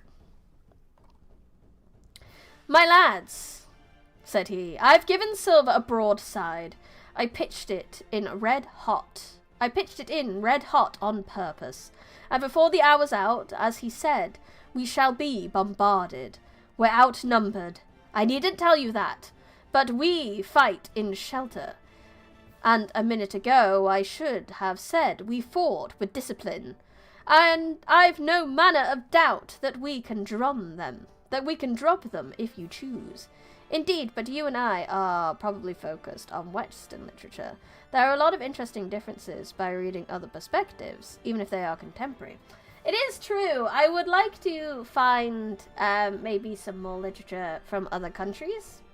I think that would be fun. I recently read, it's still technically Western literature, but it was based off Nigerian mythology. Children of Blood and Bone. That was interesting. Not a classic, obviously, but that was interesting because it was a fantasy based on a completely different culture, so that was fun. Journey to the West. I have that physically. That is definitely one book I want to read. So that's on the list of other country books I would like to read. Most definitely. Other cultures. Or Romance of the Three Kingdoms is so fat, though. It's so fat. It's so chunky. Or The Tale of Hike. Maybe. Not Romance of the Three Kingdoms. We couldn't deal with that. I'm still waiting for the translation of my favorite Taiwanese author. It was never translated to English. Oh, that's sad, bro. She should be bothering them, be like, hi, I want this so bad. I get that though. When you can't get access to the thing you want to get access to because you need fan translations. Ugh. But yes, I would love to read some other culture classics. We should, like, so, the next one. I think I have an indie book lined up for the next book. But maybe after that we focus on finding a classic from another culture, so we can get some more cultural knowledge from other cultures, not just my own culture. Learn and grow as human beings. I guess I gotta learn Chinese and improve my social credit score. If there's any good goal to learn a language, it's when you want to read the shit. Start learning. Go now.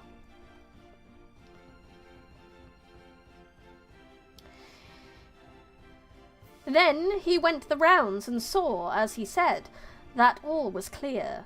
On the two short sides of the house, east and west, there were only 2 loopholes. On the south side there was the porch, where the porch was 2 again, and on the north side 5.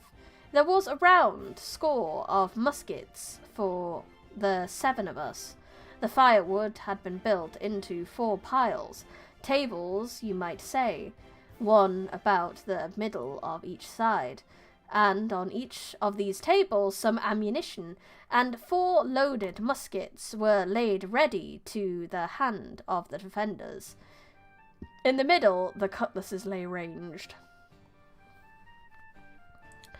"Toss out the fire," said the captain. "The chill is past, and we mustn't have smoke in our eyes." The iron fire basket was carried bodily out by Mr. Trelawney, and the embers smothered among the sand. "Hawkins hasn't had his breakfast. Hawkins, help yourself, and back to your post to eat it," continued Captain Smollett. "Lively now, my lad. You'll want it before you're done. Hunter, serve out a round of brandy to all hands." And while this was going on, the captain completed, in his own mind, the plan of the defence. "Doctor, you will take the door," he resumed. "See and don't expose yourself. Keep within, and fire through the porch. Hunter, take the east side. There, Joyce, you will stand by the west, my man. Mr. Trelawney, you are the best shot. You and Gray will take this long north side, with the 5 loopholes. It's the danger. It's there the danger is. If they can get up to it and fire in upon us through our own ports, things would begin to look dirty. Hawkins, neither you nor I are much account at the shooting. We'll stand by to load and bear a hand." As the captain had said, the chill was past. As soon as the sun had climbed above our girdle of trees. Girdle of trees. This is why I like what? Describing the line of trees as a girdle. It fell with all its force upon the clearing, and drank up the vapours at a draught. Soon the sand was baking, and the resin melting in the logs of the blockhouse. "Hello, Decorous, welcome. Your voice is cute, but I am confused on YouTube's book policy. Isn't reading a whole book copyright problem, or are there exceptions?" You see, there's this, free domain. So there are such books such as free domain. So if a book is over 70 years old, you can, it's free domain. You can do what you want with it. That's why you can have Muppets Treasure Island and stuff like that. It's royalty free, basically.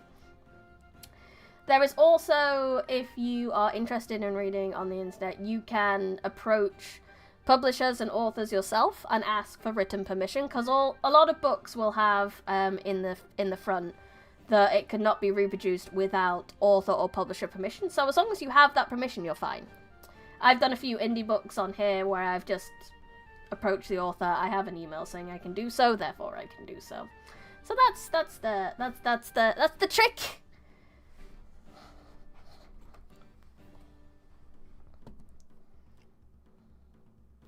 Where are we up to? 1 second.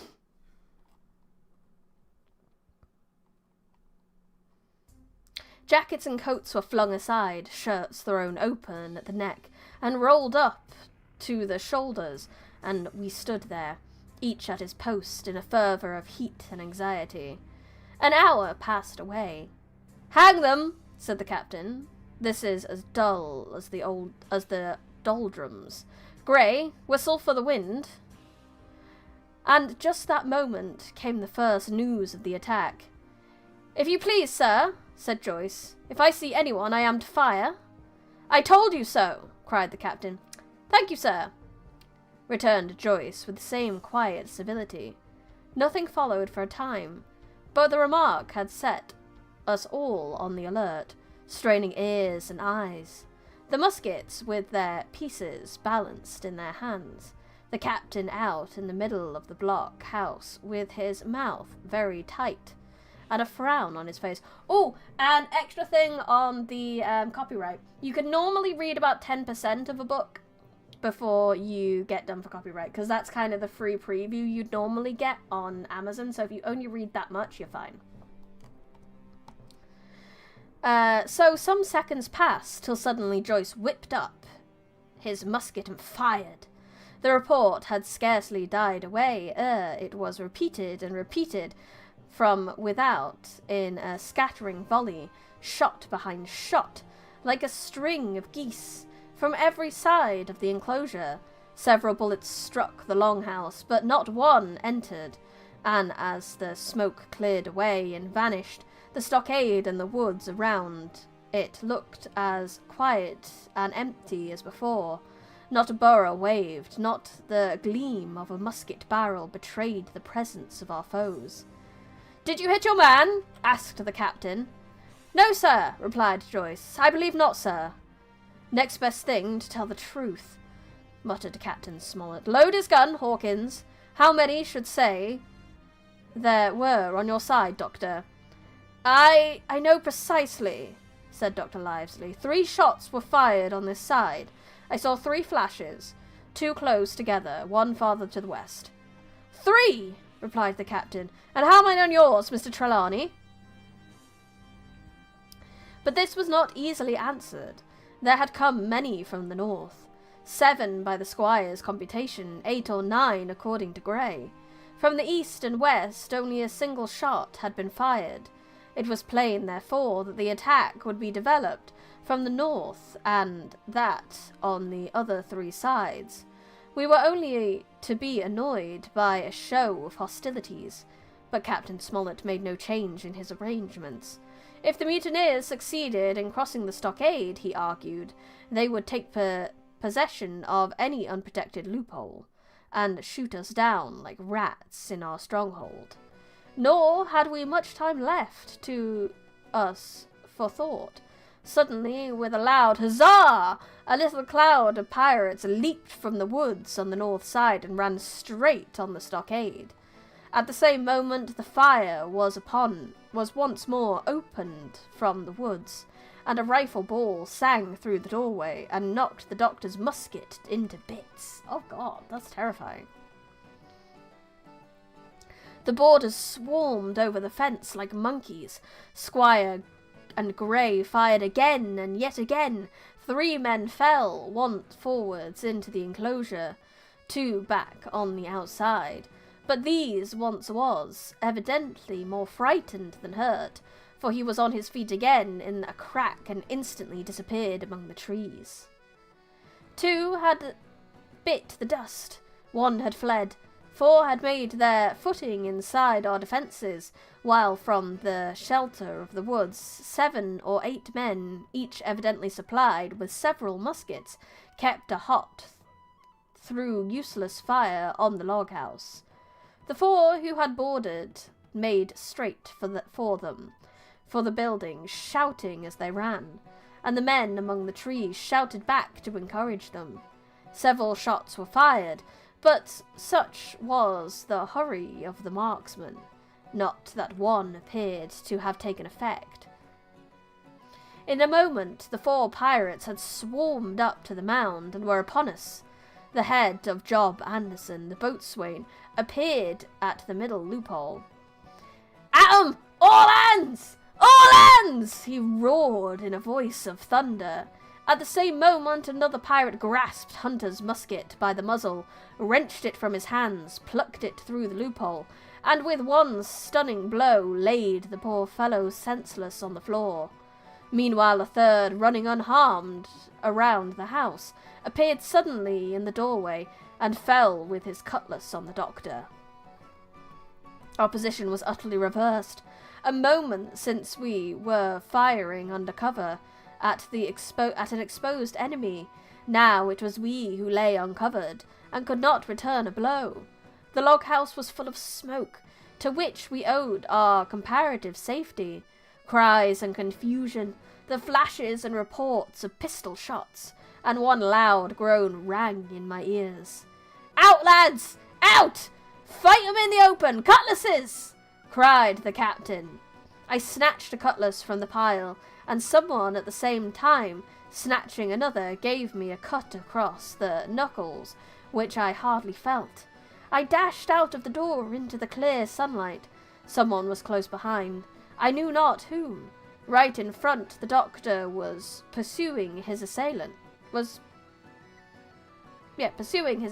down the hill, and just as my eyes fell upon him, beat down his guard and sent him sprawling on his back with a great slash across the face. "Round the house, lads, round the house!" cried the captain, and even in the hurly-burly I perceived a change in his voice. Mechanically I obeyed, turned eastwards, and with my cutlass raised ran the corner of the house. Next moment I was face to face with Anderson. He roared aloud, and his hanger went up above his head, flashing in the sunlight. I had not time to be afraid, but as the blow still hung impending, leaped in a trice upon one side, and missing my foot in the soft sand, rolled headlong down the slope. When I first sailed from the door, the other mutineers had been already swarming up the palisade to make an end of us. One man in a red nightcap, with his cutlass in his mouth, had even got upon the top and thrown a leg across. Well, so short had been the interval that when I found my feet again, all was in the same posture. The fellow with the red nightcap still halfway over another, still just showing his head above the top of the stockade. And yet, in this breath of time, the fight was over and the victory was ours. Grey, following close behind me, had cut down the big boatswain ere he had time to recover from his last blow. Another had been shot at a loophole in the very act of firing into the house, and now lay in agony, the pistol still smoking in his hand. A third, as I had seen, the doctor had disposed of at a blow. Of the four who had scaled the palisade, one only remained unaccounted for, and he, having left his cutlass on the field, was now clambering out again with the fear of death upon him. Which classics have I enjoyed the most? I haven't read that many classics, I will not lie. But I'm kind of using this channel to catch up with those. Out of the ones I've read on this channel, Frankenstein. I really liked Frankenstein. That was very cool. Pride and Prejudice was fun. The sass was great, but I think Frankenstein overall gets it. I loved the monster. He was very well done. You're currently trying to read more Oscar Wilde. I love one of his plays. I haven't read any Oscar Wilde. What would you recommend? They're gonna hurly-whirly in the... I know! That's another thing I love about this. Who would use hurly-whirly? Or curly-burly-whirly, surly-whirly? Oh, and Wuthering Heights! Yes, of course. Wuthering Heights was... Yeah, okay. Actually, no. I changed my mind. Wuthering Heights. Wuthering Heights was crazy, and I loved it. Picture of Dorian Gray. Have I ever read any Russian authors? No. Well, technically, yes. Not a classic, though. I think it was a book called The Night Watch. It was just... is that an advert? What is this? A Patreon shout out for this music. Sorry about that. Reading Dead Souls right now. I don't know why there's lots of extra things. Let's go back to the start of this playlist. There we go.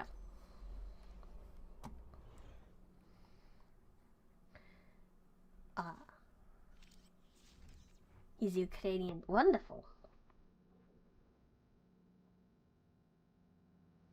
Gogol is based. I'll have to check that out.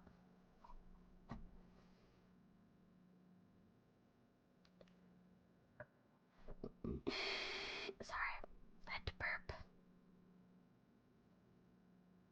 Hell Screen. What's that one? Tell me about it.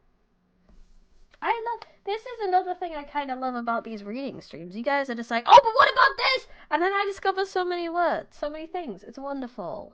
So Google.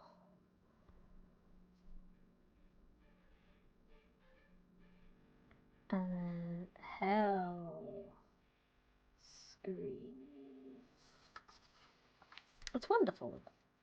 Wonderful, wonderful. We love recommendations from each other.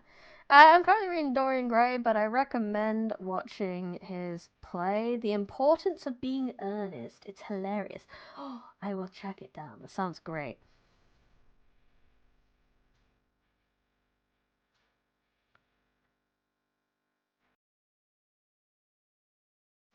What are we up to?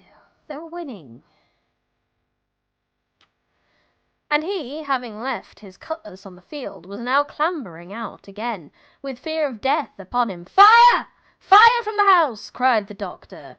"And you, lads, back into cover!" But his words were unheeded. No shot was fired, and the last boarder made good his escape, and disappeared with the rest into the wood. In 3 seconds nothing remained of the attacking party, but the 5 who had fallen, 4 on the inside and 1 on the outside of the palisade. The doctor and Gray and I ran full speed for the shelter. The survivors would be back where they had left their muskets, and any moment the fire might recommence.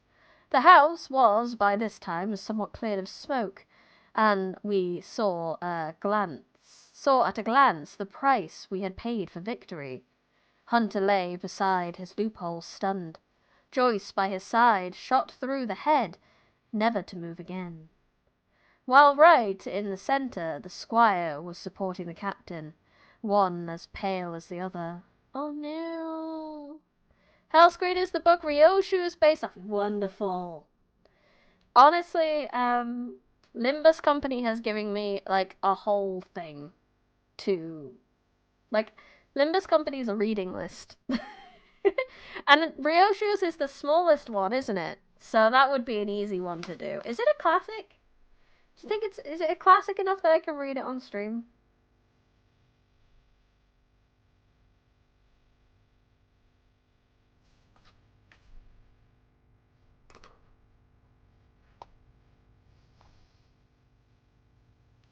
"The captain's wounded," said Mr. Trelawney. "Have they run?" asked Mr. Smollett. "All that could, you may be bound," returned the doctor, "but there's 5 of them will never run again." "5!" cried the captain. "Come, that's better. 5 against 3 leaves us 4 to 9. That's better odds than we had at starting. We were 7 to 19 then, or thought we were, and that's as bad to bear." The mutineers were soon only 8 in number, for the man shot by Trelawney on board the schooner died that same evening of his wound, but this was of course not known till after by the faithful party. And that brings us to part 5, my sea adventure. Did we not already have that on the way? I'm gonna stop the music because my sea adventure will have to wait until next time. We are 54% of the way through the book, so we probably got another 4 or 5 streams of this book left, and I will be back tomorrow. But for now, thank you so much everyone for coming. Thank you everyone in chat. Thank you to anyone who lurked. Thank you to anyone who watches the VOD. Really appreciate you coming and interacting or just vibing, whichever way you decide to enjoy my content. I appreciate it. I think it's a Japanese classic. Again! More different cultures and learning about things and seeing much variety in books and spreading our knowledge and growing and good things. So definitely on the list of stuff to do. Looks old, so I guess so. I'll have a look, because if it is, then it's on Project Gutenberg, probably. Which, if you don't know about Project Gutenberg, it's where we got this copy of Treasure Island. It's a free sort of library of like royalty-free open domain books. Hell Screen. Go. No, it's not on there. Hell Screen. Story written by a Japanese writer, Ryunosuke Akutagawa, was a reworking of Ushi Shui Monogatari and originally published in 1918 as a serialization in 2 newspapers. Fascinating.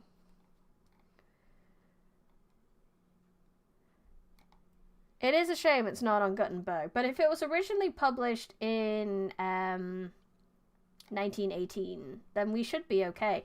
Because that is more than 70 years ago. So I just have to get a copy somewhere. That's the only thing. It's just not for free on Gutenberg, which is a shame. It would probably be called The Portrait of Hell. Oh, okay, let's try that. Portrait of Hell. No, displaying results 1 of 1.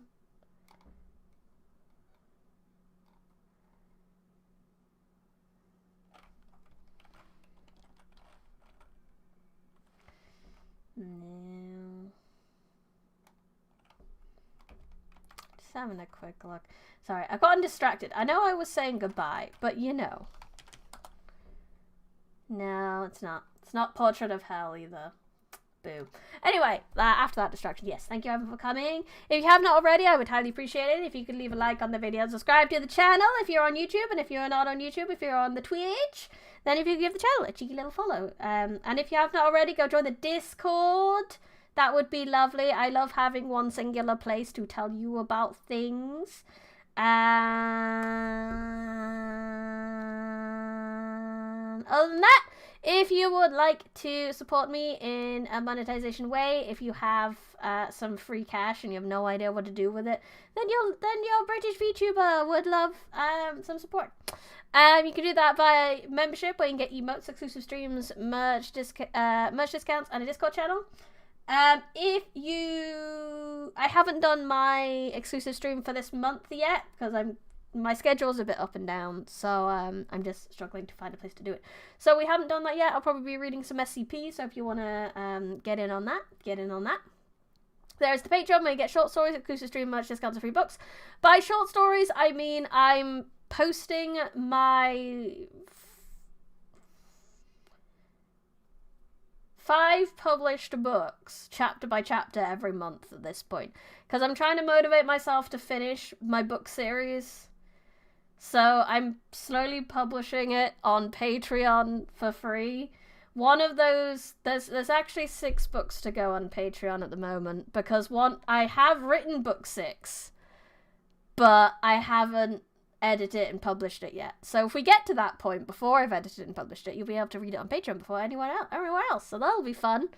And there is the Kofi, where you can get me to draw emotes for you, and there's small audiobooks in the shop. And last but not least is the merch store, where you can get crochet potatoes, ebooks, first edition copies of books that I've written, bookmarks, a notebook, stickers, and a pillow. We stand authors who actually finish their book series. Yes, I will be one of those authors. I have hope. I have dreams. I should only need to write 2 more books, and then we're done. Maybe 1. Maybe. We'll see how we go. But that is all for now. I'll see you guys tomorrow. Probably doing some sorcery tomorrow. But until then, I had fun. I hope you had fun. This has been Radio West Midland, have been Library. Goodbye.